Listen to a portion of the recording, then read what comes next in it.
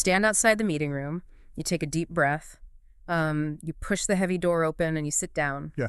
Then everyone starts speaking fast English. Right. It can be very scary. It is. Suddenly that door feels locked from the inside. But today, well, we're giving you the key. Welcome, everyone, to today's deep dive. I am so glad you are here with us. Yes, welcome. We know that working in a second language is, well, a very big challenge. It is completely normal to feel nervous about this. Oh, definitely. I feel nervous all the time. Don't worry. You are smart. You have great ideas. But sometimes, the English words just get in the way. They really do. So today, we will fix that. We will walk through one complete meeting together very slowly, from the moment you sit down to the moment you walk out the door. I really like that plan because meetings are a huge part of modern work. They are everywhere. Right. You sit in a room, people talk, you need to join the conversation. But joining in English is scary. Yes, it is. I always feel like I might say the wrong thing. Let me ask you, the listener, do you feel nervous about meetings too? Do your hands get a little sweaty? If your hands get sweaty, please know you are not alone.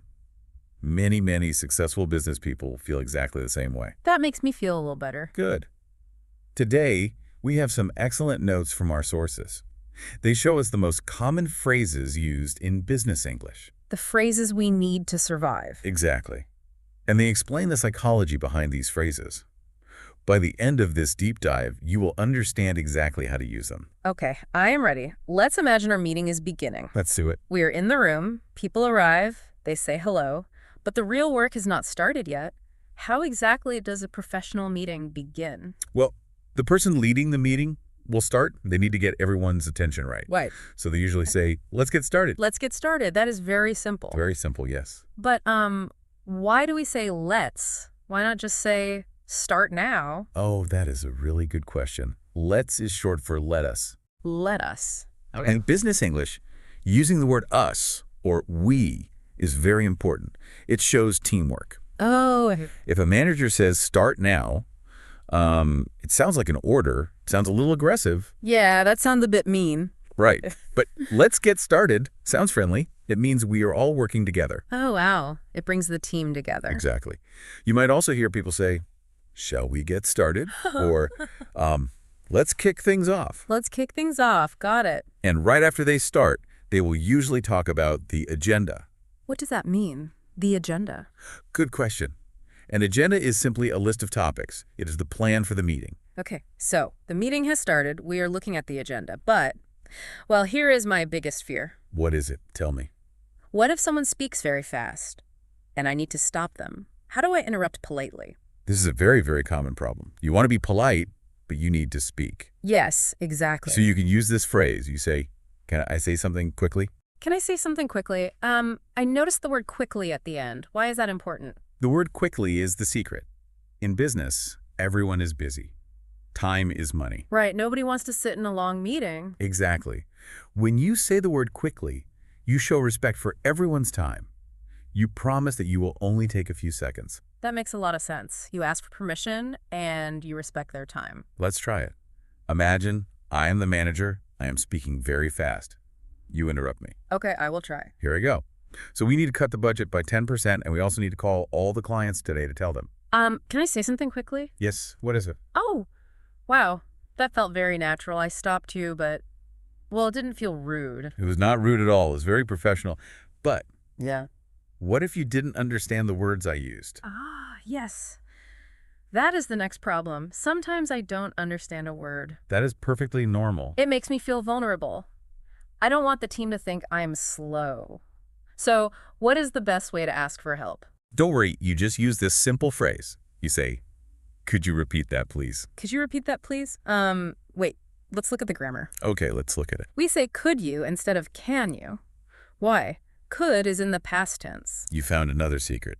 Could is in the past tense. In English, using the past tense makes a request softer. Softer? What does that mean? It gives the other person some space. Can you repeat that? Is very direct. But could you repeat that? Is gentle. It is much more polite. That is fascinating, but what if I just don't know a vocabulary word? Can I just ask what it means, or will my boss be angry? Your boss will definitely not be angry. Really? Really.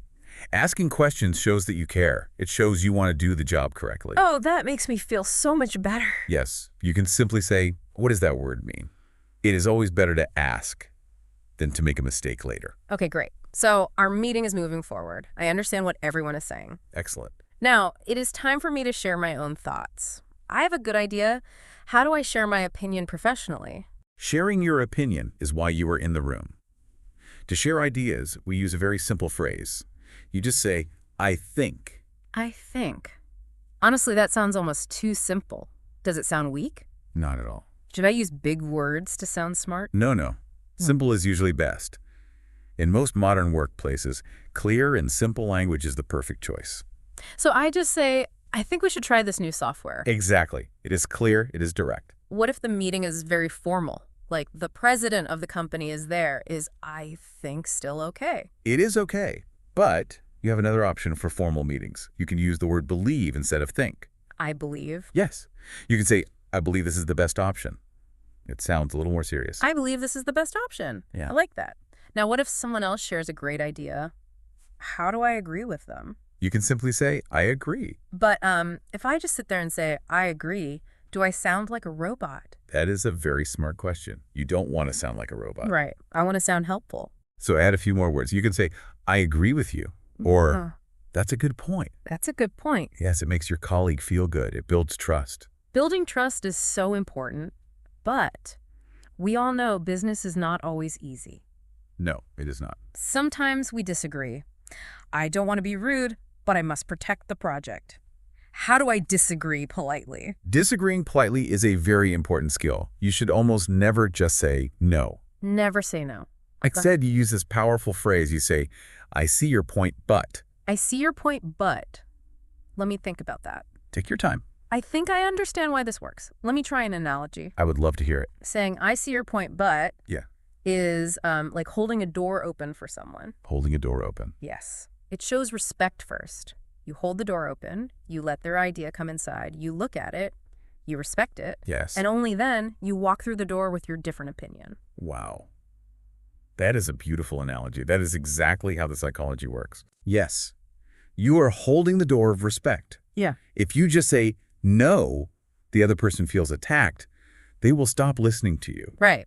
They'll try to defend themselves. Exactly. But when you say, I see your point, they relax. They feel heard. Then they're willing to listen to your but. Oh, wow. Let's do a role play. I will be a colleague with a bad idea. Okay. I think we should spend all our money on a new coffee machine. I see your point, but I think we need to save that money for the marketing campaign. You rejected my idea completely. But I didn't feel bad at all. You validated me first. It is a very powerful tool. It really is. Okay, let's look at the time in our imaginary meeting. It has been an hour. People are looking at their watches. It is time to finish. Yes. How does the meeting end? The leader will usually use this phrase. They will say, let's wrap up. Let's wrap up.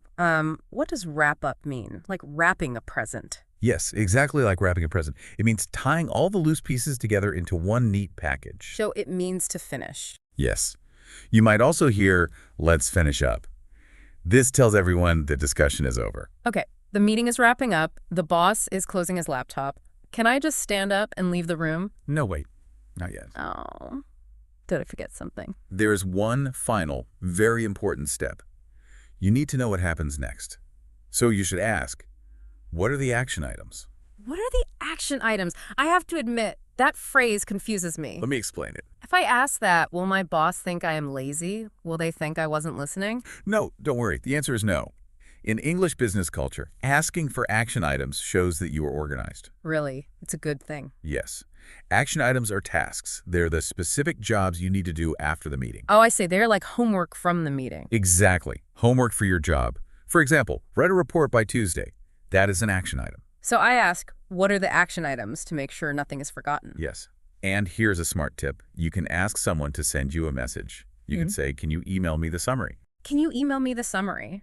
I love that. Then I have it written down on my computer. No confusion. It is a very good habit. So we have completed our meeting. We opened the door, we spoke up, and we wrapped up. You did a great job. Learning these English words is so helpful.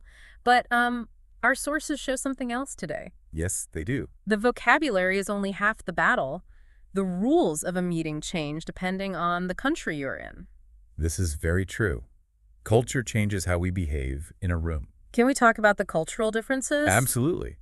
A strategy that is smart in one country might be rude in another. Oh, wow. Let's compare meetings in East Asia, like China, with meetings in Western countries, like the United States. Okay.